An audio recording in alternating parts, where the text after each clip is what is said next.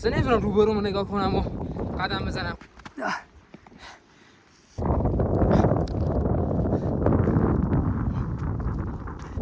هر چقدر میرم بالاتر انگار هوا بدتر میشه.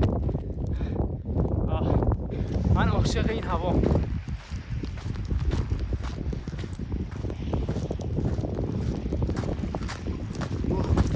خدا موده تو کوله. این طوفان نمیذاره که بذارم زمین رو درش بیارم. هوا خیلی بعد و همه جا مهه. نمیدونم راهم چیشو پیدا کنم. اصلا نمیتونم روبرومو نگاه کنم و قدم بزنم. حتما باید سرم پایین باشه. امیدوارم که سریعتر پیداش کنم. من رسیدم به یه دونه خونه. تو ایران به اینا میگن عشایر. برسم یه جای خوب بهتون توضیح میدم که این عشایر دقیقاً چیکار میکنه، کارشون چیه. خیلی زندگی جالبی دارن. فقط امیدوارم که درش باز باشه بتونم برم داخلش. چون اینجا فکر نکنم جایی بتونم پیدا کنم. اوناش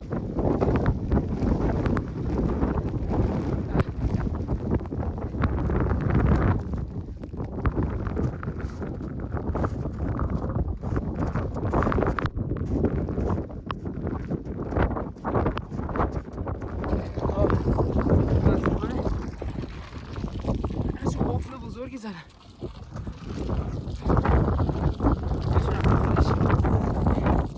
جای خیلی خوبی بود.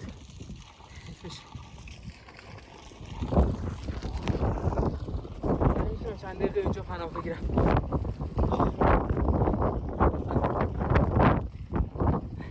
هوا هنوز به همون بدی هست که بود. اینجا نمیتونم دقیقا بهتون توضیح بدم که این عشایر چیکار میکنن، کارشون چیه. ولی اینو بدونم که کل زندگیشون داخل کوهه.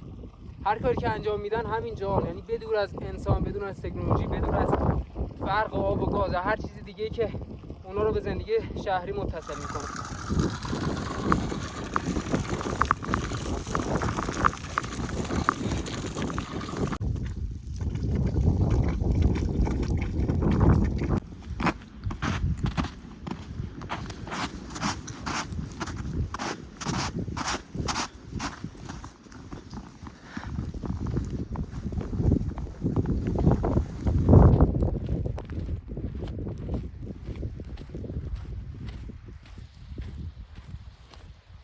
سنگه یه چیزی میبینم، درشو با هیچی پوشوندن. حس میکنم که یه جایی باشه که بتونم برم داخلش.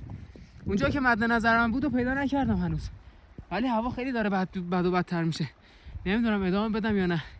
برم تو رو نگاه کنم. اگه اوکی بود هم اونجا میمونم و شب اونجا میگذرونم.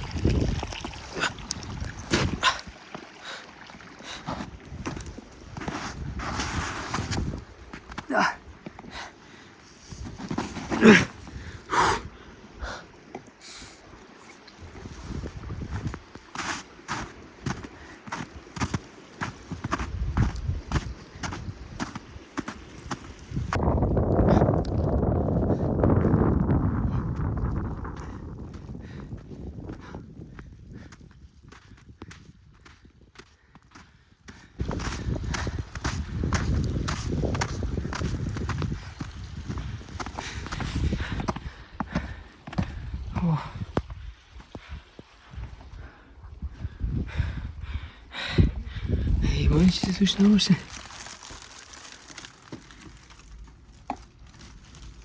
من اومدم داخل. اینجا جونم از طوفان و اینا نجات میده. راحت میتونم یه شب و اینجا بمونم. انگار مال کسیه. هم چوب هست و هم یه تخت درست کرده برای خودش. تابلو گذاشت و ستون زده. کلی هزینه کرده برای اینجا. کلی وقت گذاشته برای درست کردنش. نمیدونم کار درستی اینجا موندن یا نه، ولی اینو قطعا میدونم که الان بیرون رفتن کار خیلی بدیه. یه شومینه هم درست کرده و مونده اینجا. شومینه‌اش دستساز و خیلی هم عالیه. به طرز عجیبی خیسم. خیلی سردمه. بعد تو این شومینه آتیش روشن کنم. خدا رو شکر اینجا چوب هست. از اینو خیسه. این گونی هم که اینجا میبینین چوبه.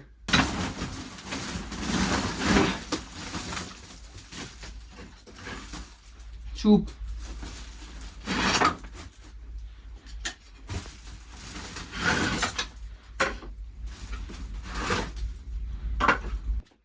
الان که داشتم آتیش روشن میکردم چشم افتاد به این پلاستیک آبی. متوجه شدم که توش یه نوع استارتر آتیش هستش، یه جور کاهه، خیلی خوبه برای آتیش روشن کردن. میتونم از اینا استفاده کنم براش.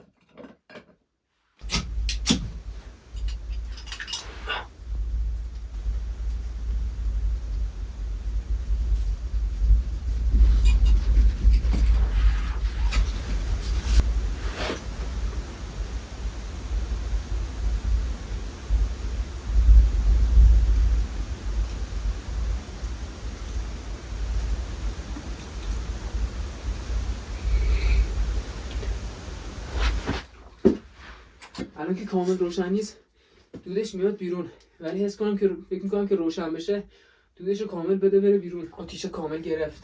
اینو زدم اینجا که دودو بکشه ببره بیرون، چون که همچین چیزی نداشت دود کامل میومد داخل. خیلی سردمه. بله واسه هم عوض کنم، ولی انقدر سرده که دوست ندارم از اینجا بلند شم.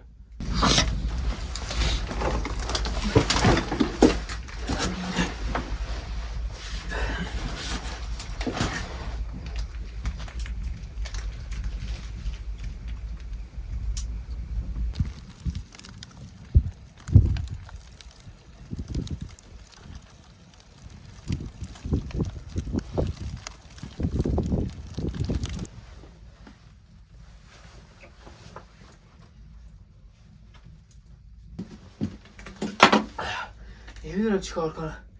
بلند میشم انگار دارم خفه میشم، وقتی که میشینم شرایط بهتره. اوه فضا پر دوده، حس میکنم دارم خفه میشم. هم چیزی گرم بخورم که حداقل اگه میخوام برم بیرون و ادامه مسیر بدم بدنم گرم بمونه.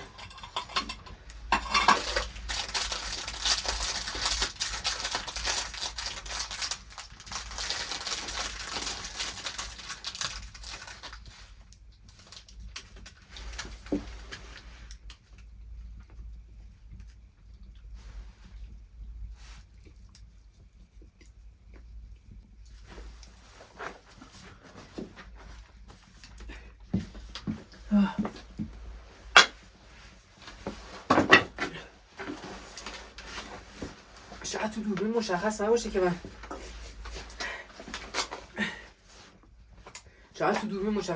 اینجا چقدر دود هست و گازهای سمی، ولی باور کنین خیلی زیاده. بعد دیگه چند ثانیه نمیتونم بلند شم وایسم. امیدوارم که اتفاقی برام نیفته. درم گذاشتم باز ولی دود خارج نمیشه، انگار ساکن شده اینجا.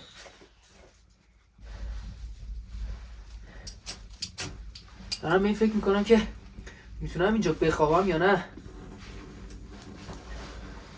اصلا شرایط خوب نیست.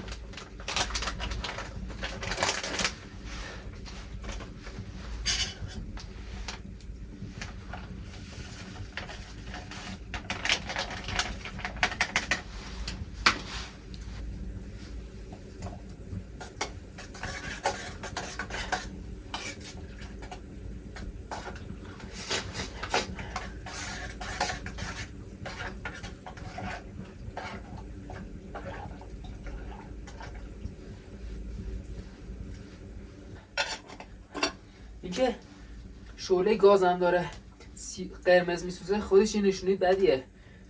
دلم میخواد آتیش رو خاموش کنم ولی انقدر سرده که نمیتونم این کار انجام بدم. نمیدونم باید چی کار کنم. شما جای من بودین چی کار میکردین؟ آیا آتیش رو خاموش میکردین و با سرما دست و پنجه نرم میکردین یا اینکه کار دیگه ای انجام میدادین؟ فکر کنم دیگه آماده است.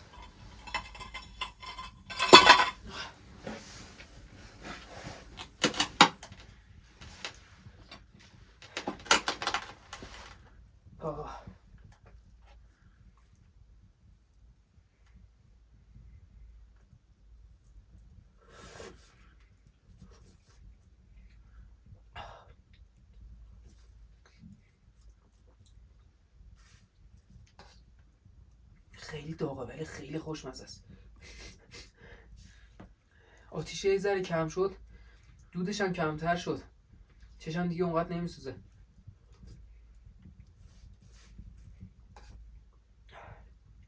نمیدونم تصمیم درستی بود که اینجا پناه گرفتم یا نه.